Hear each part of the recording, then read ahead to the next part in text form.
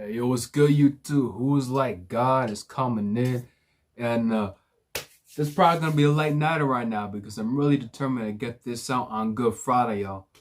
Good Friday.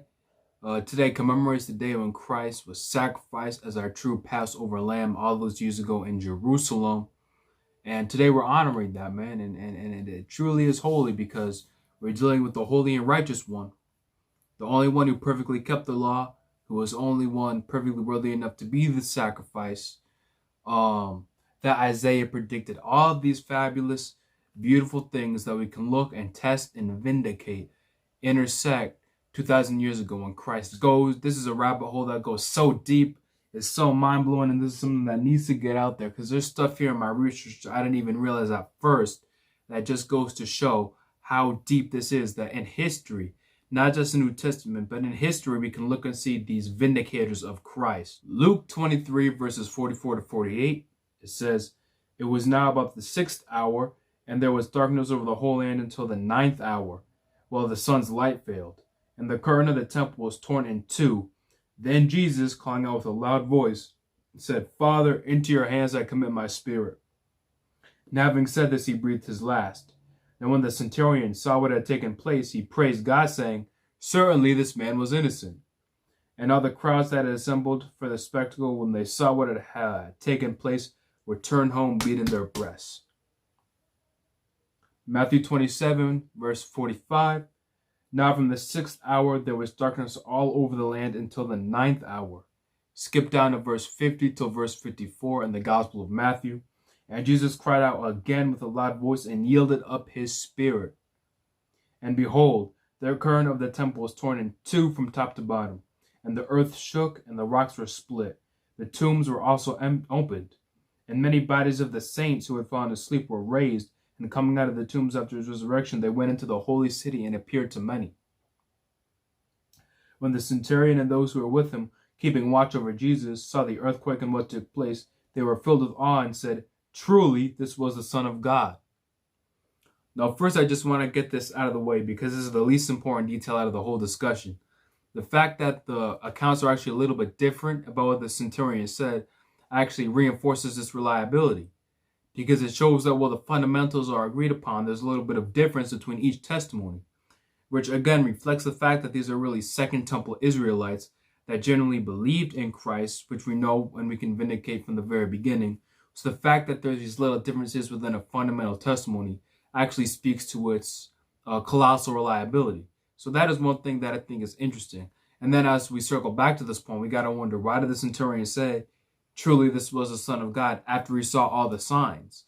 The significance of the darkness served as a sign to the people that were there, and we're going to unpack everything that means. Now, what's interesting is that two of the four things that are mentioned, you got the crucifixion darkness, you have the temple being torn in two, you have the saints being raised up, resurrected, or rather revitalized is probably the better word, and you have the earthquake that was going on.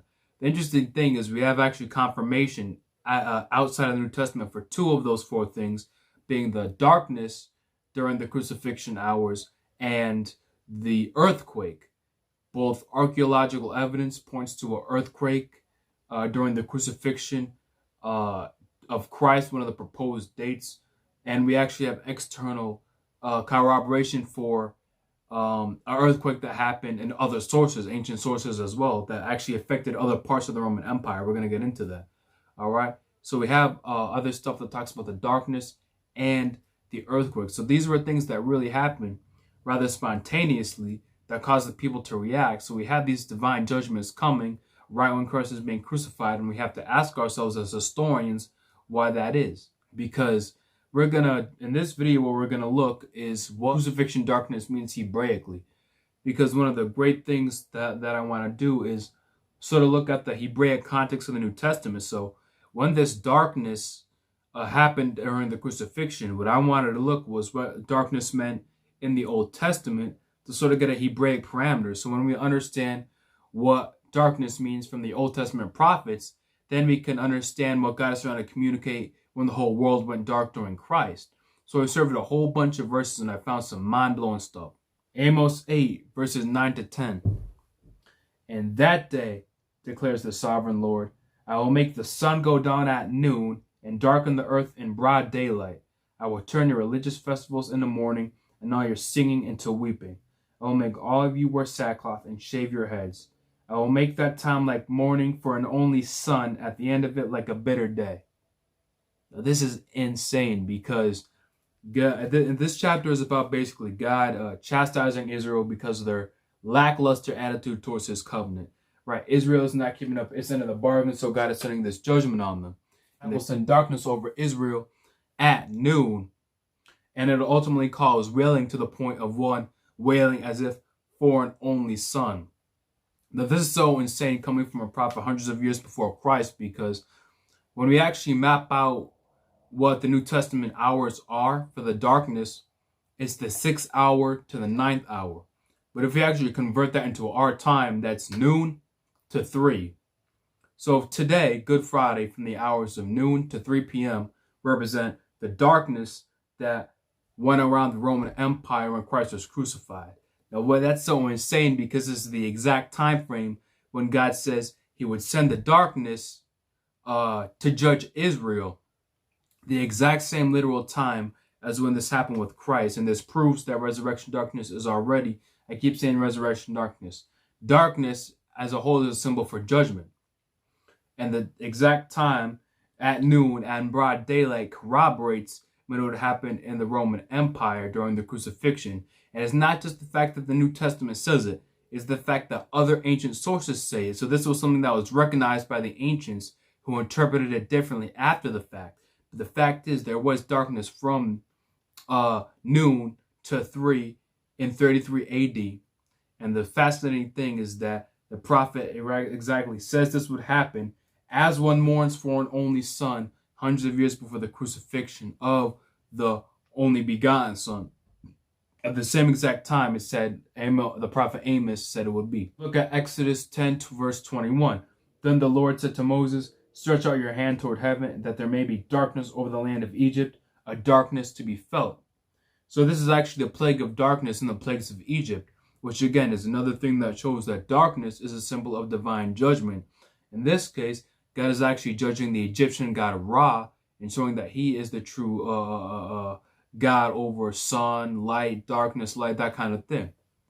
Amos 5:18. Woe to you who desire the day of the Lord. Why would you have the day of the Lord? It is darkness and not light. Again, the idea of God's judgment, God's severity being associated with darkness when God's judgment comes in the end time, so to speak. Zephaniah 1:15. Day of wrath is that day, a day of distress and anguish, a day of ruin and of devastation, a day of darkness and gloom, a day of clouds and thick darkness. Joel 2, verses 1 to 2. Blow a trumpet in Zion, sound an alarm on my holy mountain. Let all the inhabitants of the land tremble, for the day of the Lord is coming. It is near. And what is the day of the Lord according to the prophet Joel, verse 2? A day of darkness and gloom, a day of clouds and thick darkness. Again, the prophet Joel, verse 3:15. Multitudes, multitudes in the valley of decision, for the day of the Lord is near in the valley of decision. The sun and the moon are darkened, and the stars withdraw their shining. So all these verses from the prophets show that, hebraically speaking, darkness is on par with God's judgment. Especially the last verse, because it says God's decision happens in the valley, and then it goes on to say that it's darkness. So quite literally, this is God's judgment, by definition, decision-making with these other nations in Joel 3. And it's when this happens, when God makes this decision, the entire environment is darkened. So this is so fascinating because when we get to the historic darkness that happened on the Roman Empire during Christ's crucifixion, we have to ask ourselves why, when we know what darkness is hebraically. Hebraically, darkness means God's judgment. So this is important for both messianic and non-messianic people. If God's darkness means judgment, then we have to ask ourselves why the world went dark at the crucifixion of Christ, because that means that at the time Christ was crucified, the ultimate visible form of his rejection, God is judging both the Hebrews and the Romans. We have to ask ourselves, why is that? It opens the door to that question. And it makes sense when we sort of get a Hebraic understanding. It gives us a glimpse into why the Roman soldiers sort of flipped out, because these things that happened would have been interpreted as cosmic signs to the people who were the eyewitnesses, right? So it makes sense after the darkness and after the tombs and after the earthquake, the centurion would have said, surely this guy was innocent. Surely he was the Son of God, because again, these things would have been cosmic signs that they all happened in unison. And that's a Roman guy. This is a Gentile who seemed to recognize the God of the Israelites. The Hebrews themselves would have had their Old Testaments. They would have known what darkness meant when God's judgment was coming upon their nation. So now we begin to put the pieces together like a puzzle, and we have to ask ourselves, this is where we abstract a little bit, because this is an abstraction, as I call it. When we get to Christ, we're being non-presuppositional, all right? Meaning we're putting Christ under scrutiny to see if he really was the Messiah. At this point, we see that he's completely consistent with the law. That's something that's clear, especially in the Gospel of Matthew. He sees himself as the means in which the Hebrew Scriptures ultimately be fulfilled. So he sees himself as the fulfillment of the Scriptures, but he ultimately upholds the law and everything in his time and his generation. So what we have to do is we have to put him under scrutiny to see if he's vindicated, to see if he really was the one who would bring the fulfillment of the Scriptures like he claimed, if y'all catch my drift. What does that mean? By the time we get to the crucifixion, we establish that Christ was a prophet completely consistent with the law that was received by many in his generation. So the fact that he was consistent with Deuteronomy 12 and Deuteronomy 13, all right, he has the Hebraic parameter of a prophet or of an alleged prophet. So the fact that this symbol of God's judgment comes after he's betrayed and put on a cross is really interesting, because we know that in the Torah, one who is on a cross or on a tree is accursed by God. But here it seems like God has a bone to pick with those who delivered him up, right? Because the judgment, this visible form of judgment, both the darkness and the earthquake, came after Christ was crucified. And again, Hebraically speaking, he was totally consistent with the law. So when we have a man who's law abiding, right, because he was an Israelite faithful to the covenant, being turned over, and we have this mass testimony of darkness going on, and we know darkness is God's judgment, and it happens at the same hour that the prophet Amos says it would happen, that God would judge Israel and give darkness at noon, which is the 6th hour that the Gospels say at noon. We have to sit back and ask ourselves why that is. God's judgment when Christ was crucified, that ultimately we see culminates when the temple was destroyed. Both Hebrew temples were destroyed. This is something that people don't realize, but there were two Hebrew temples, the one in Jerusalem and the one in Egypt called the Temple of Onias, which was ruled by the house of Zadok. All right, so you have the priests in Jerusalem and the priests in Egypt, and the Jerusalem temple is destroyed in 70, and the Egyptian temple is destroyed in 73. Now we see God's judgment on the Israelites as a whole, because both of their temples, both of their means of sacrifice unto God have been completely destroyed, never to be rebuilt. So we have this holistic judgment that everyone realizes and agrees is judgment, right? We see this even make its way into rabbinic records later on. They agree that the temple was destroyed as a means of hatred, as a means of God punishing the hatred of the Jews. Interesting that Christ actually makes the same argument, but applies it to himself before the rabbis ever did, John and Luke, but I digress. All right, the point is, we see this, we can clearly see God judged the nation of Israel in the 1st century. This is even recognized by rabbinic records as to why the temple was destroyed. All right, so this is something that gradually culminates to when both Hebrew temples were destroyed. But before then, the presence of the darkness is actually the first sign of God's discontent.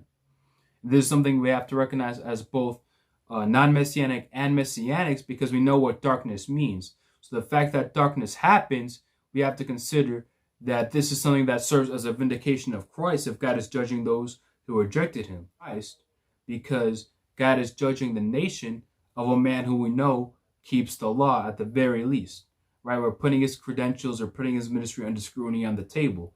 So without presupposing he's the Messiah, we look at him and what he believed and how he was consistent with the Torah. I'm saying this for the Hebraic parameter of Deuteronomy 12 and 13. Very specific point I want to make. for prophetic credentials. The implications of that are very strong, so that brings the question of, did it actually happen? Because people will say that the New Testament made this up, or a little more balanced argument that the New Testament is doing some sort of theological messaging. But the fascinating thing is that the darkness is mentioned in a bunch of other ancient sources. So the fact that there's corroboration outside of Christ's followers shows that this is a historical reality. Now, there's a great book called The Case for Christ, and chapter 4 actually deals with a lot of these things. So first, we have a historian named Thallus. Thallus was a historian who studied the Eastern Mediterranean in AD 52. Now, Thallus's original work has been lost to history, but he's actually quoted by a number of early church fathers, African church fathers at that. All right, so this is the way I see the things of Christ being vindicated by the diaspora in many ways. All right, so we break it down. We have a brother named Julius Africanus, who in his study actually quotes the work of Thallus as a historian to refute him, to disagree with him. It gets interesting. Let's read on. So Thallus apparently was saying, yes, there had been darkness at the time of the crucifixion, and he speculated it had been an eclipse. Africanus, who was from around 221 when he would have been responding, year 221, then argues that it couldn't have been an eclipse given when the crucifixion occurred. All right, now the crucifixion corresponded with the original Hebrew Passover. All right, and when the Hebrew Passover, based on when that happens, a solar eclipse is impossible. So Julius Africanus, this brother, is arguing that it couldn't have been a solar eclipse, but the fact that he's actually quoting this historian to respond to it actually shows that by this time it was common knowledge, it was accepted by Gentile historians that there really was darkness at this time, and at this point they were trying to explain it away. Explain it away naturalistically, explain it away by saying it's a solar eclipse. When you do some digging, you see that it can't be a solar eclipse, which again leaves the only door that the reason this darkness happened spontaneously was a supernatural reason.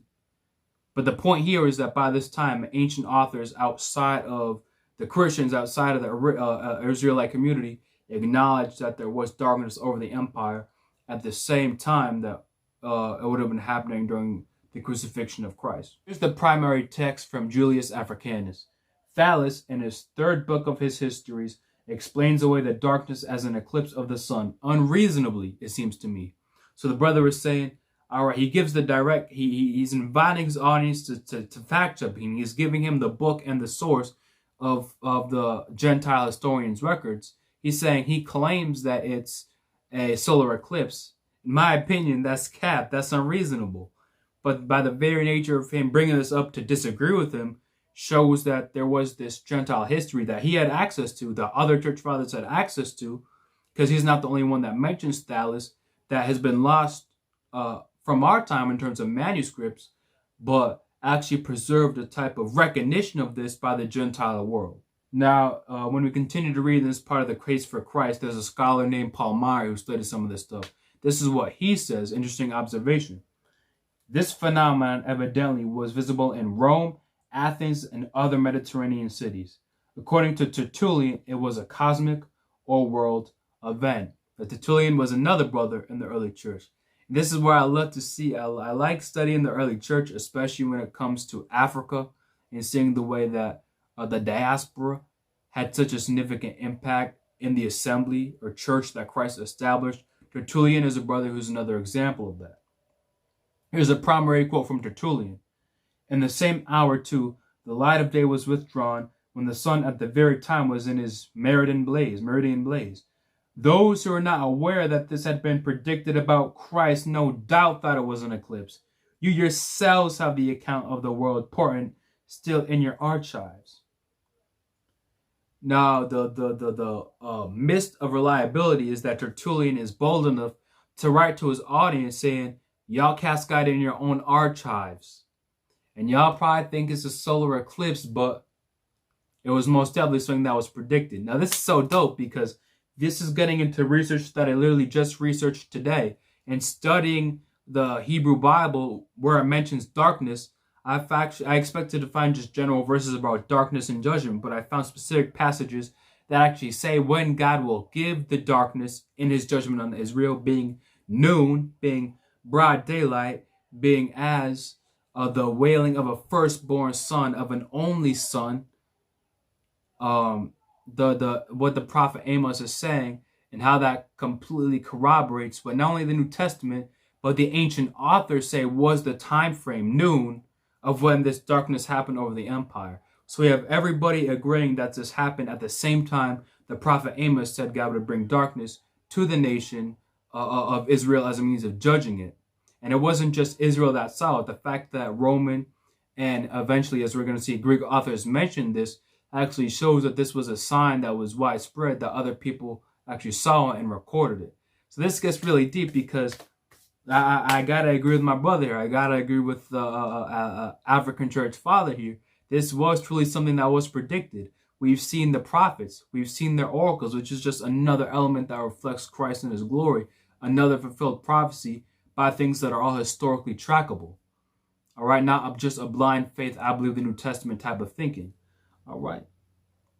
So those who don't recognize those fulfilled try to interpret it away as a solar eclipse. But again, we've discussed how it can't be a solar eclipse because of when the Passover is, and the fact that Christ was a true Passover lamb, so he was crucified at that same time.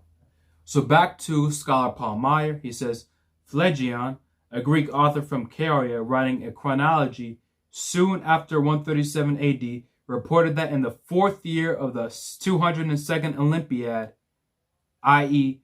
33 AD, there was the greatest eclipse of the sun, and that it became night in the 6th hour of the day, the same time the New Testament says it happened.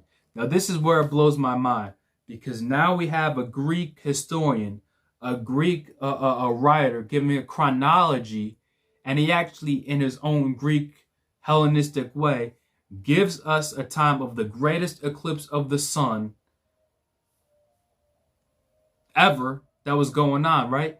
In his recollection. And when we actually break down when he said it was, it brings us to the very year Christ was crucified. And not only that, 4th year of the 202nd Olympiad, not only that, he actually goes further on to say it was in the 6th hour, which again, noon, the same time the New Testament says, the same time the prophet Amos says God will prophetically bring darkness upon the land to judge his people.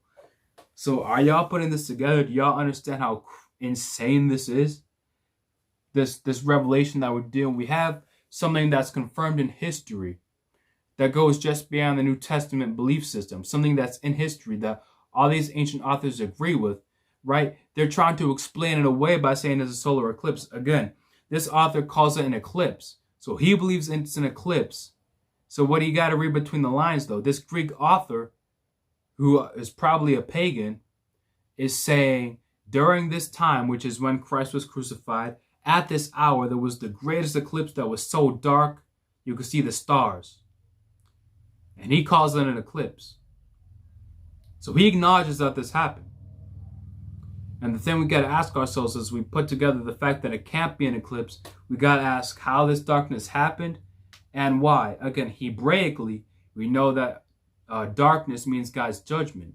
So here we have a Greek author acknowledging this judgment that befell the Roman Empire, that befell the land of Israel when Christ was crucified. This goes beyond the New Testament, and it's at the same time the prophet Amos said. This Greek author is confirming what happened during Christ's crucifixion at the same time the prophet Amos was. All right, so Phlegon continues. He says, so that stars even appeared in the heavens. This is what I sort of alluded to earlier. It was so dark, the eclipse was so dark you could see the stars. It was totally widespread, and it was so profound that we have other sources, Gentiles, write histories about this. There was a great earthquake in Bithynia, and many things were overturned in Nicaea.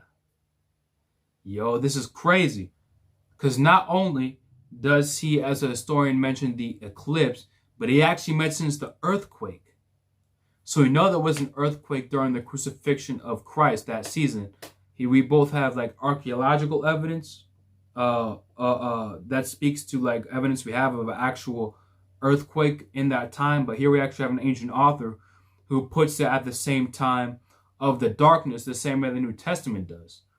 And here's the thing. The reason he's mentioning this, the reason he's mentioning the earthquake is because the effect it had on totally unrelated European cities like Nicaea and Bithynia. All right? So this isn't just something he's regurgitating from the Christians. We know that because the whole reason he's bringing up the earthquake is because it affected these cities that were totally unrelated to the land of Israel or the land of Judah or Golgotha, the place where Jesus was being crucified. The earthquake had effects on these other cities that Phlegon is aware of, and it's because of that he's mentioning it. Now, this goes to show that there really was an earthquake at the same time there was darkness, at the same time, in the same year that Christ was crucified, in the same hour the prophet Amos said would happen. All these things are all true historically. The fact that they're all leaning up shows that God had this clear symbol of judgment for both the Hebrews, right, when we know what darkness meant to the Hebrews, but also the earthquake affecting Roman cities. Now, we got to ask ourselves, here we have both parties being represented, the Hebrews and the Romans, being judged by God at the same time Christ is crucified. Now, that makes sense because we can see how in the Passion narratives, the Hebrews rejected Christ, handed him over to the Romans, the Gentiles, as Christ predicted, and he would be actually killed by the Romans as opposed to being killed by his own people on crucifixion. So both people who were involved in Christ's death in a really corrupt, crooked trial by the Sanhedrin and Pilate given into political pressures, we can see both parties represented by God's judgment. That's actually the central facts of which are mentioned by both the Roman authors, like Thales, the archives that Tertullian referenced, but also this Greek author named Phlegon. Now, this blows my mind. Do y'all realize what this means? It means that it's cemented in history that the crucifixion, darkness, and the earthquake actually happened. Why is this crazy? Because the New Testament mentions two earthquakes that happened. One when Christ yielded his breath, and one when the angel appeared to roll the tomb.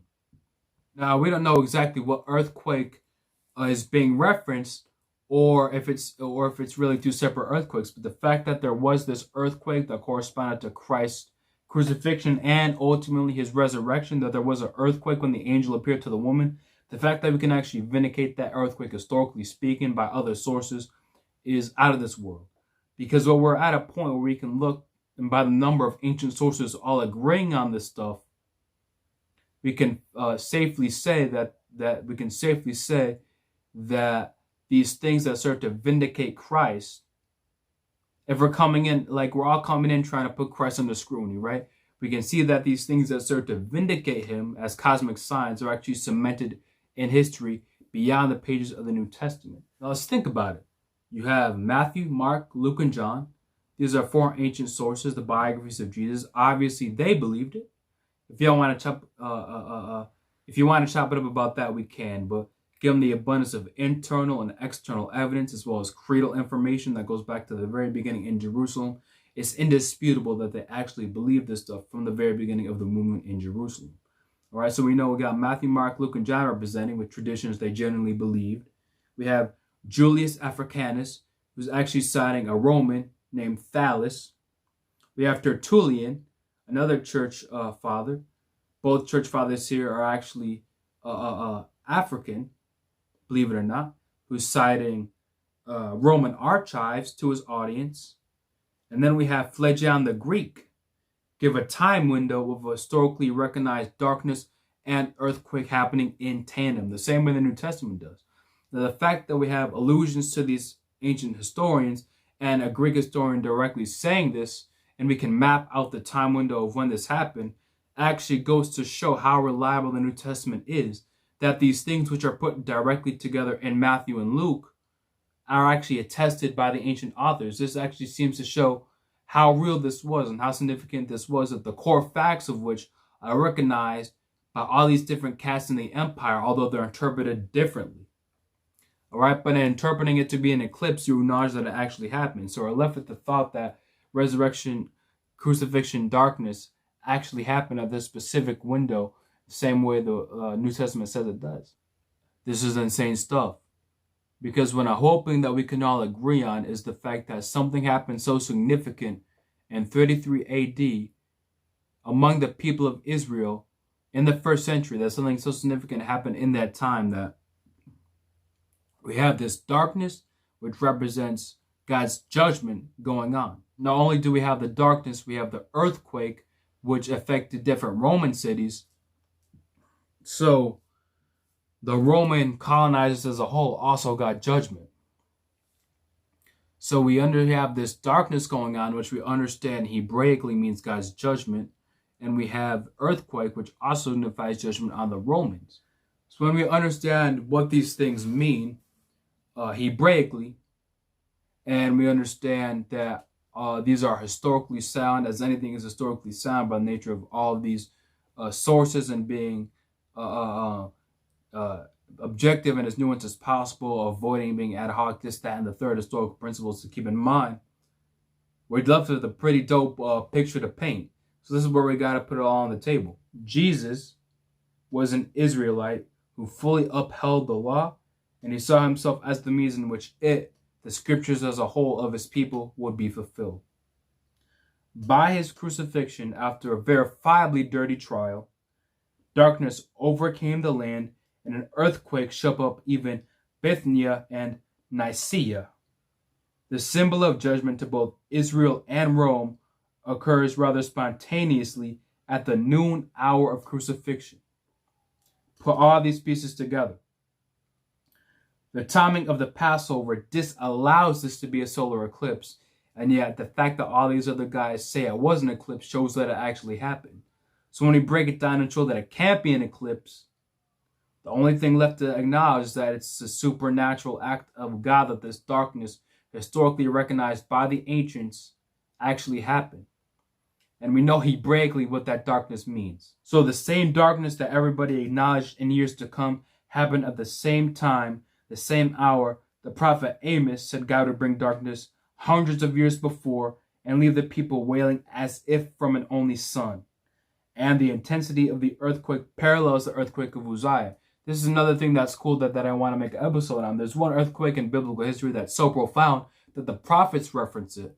And in the same way we have the earthquake of Uzziah, we have the earthquake of Christ, which went beyond just the nation of Israel, but all these different Roman cities who were also affected by it, which goes to show there was clearly this judgment going on in the people, both Hebrew and Roman, during the year 33 AD, before the temple was even destroyed. The temple was the fulfillment of that judgment, but we see first traces of it here.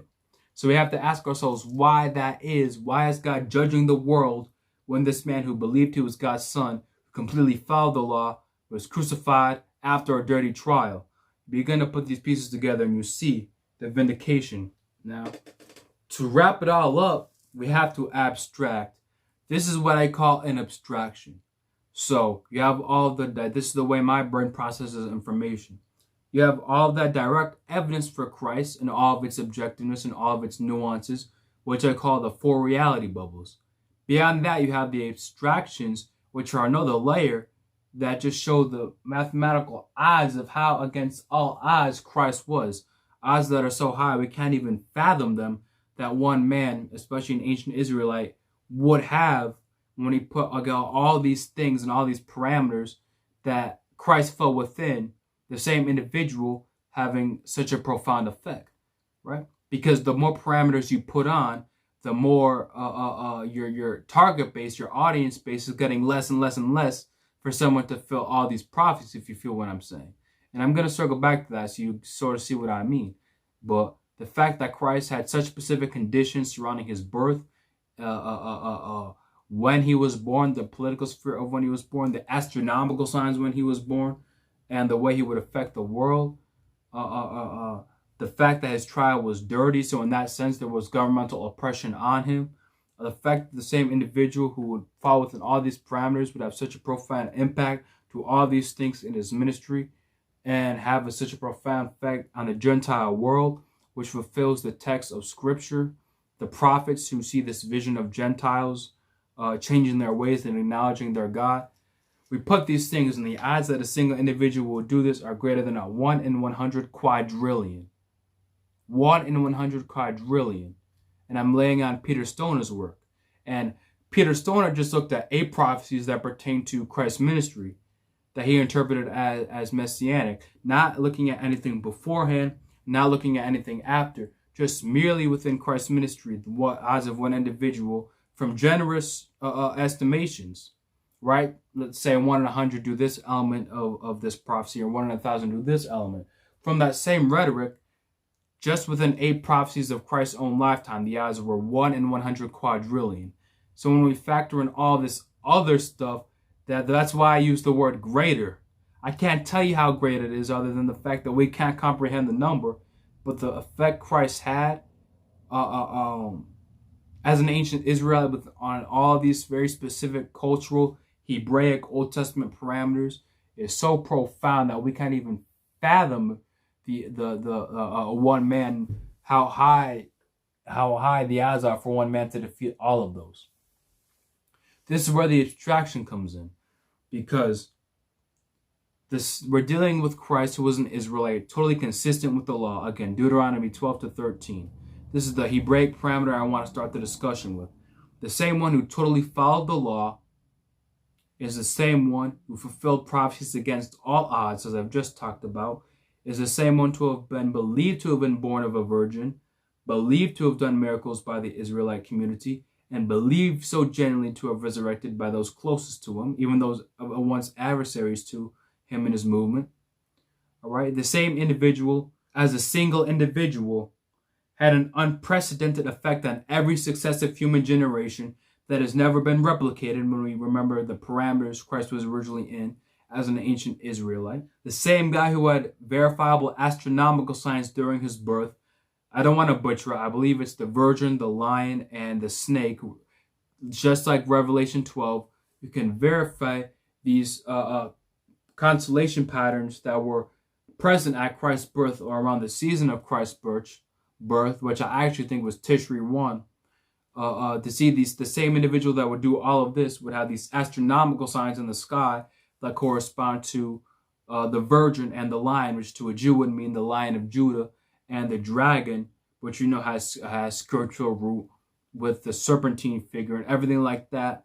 Constellation patterns during the time of Christ's birth. The same guy who would have darkness occur during his crucifixion. The same guy that would have this crucifixion darkness occur during his death.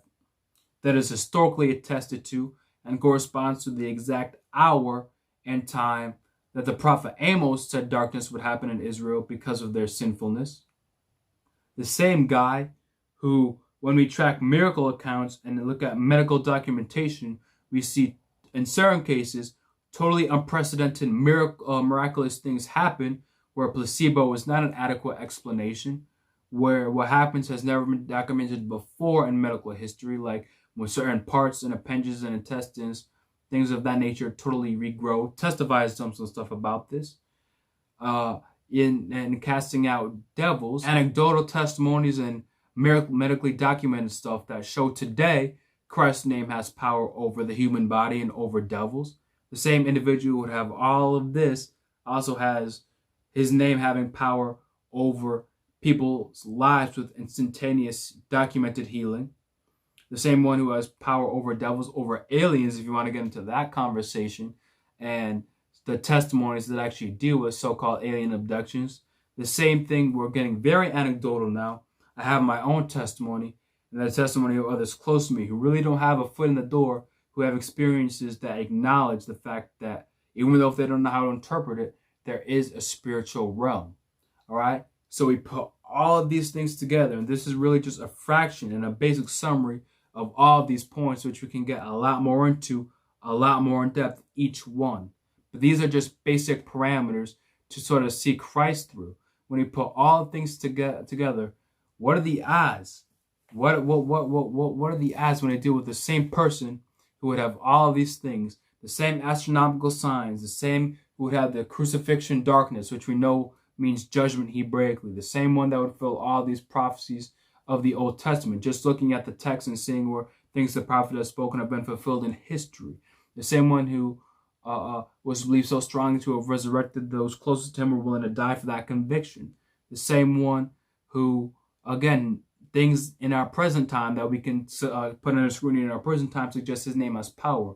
Same individual who has all of these things accumulate to him shows that Christ is who he said he was. Even today, his name has power. And historically speaking, we have all these things independent of the New Testament that happened truly in history. What is all that to say?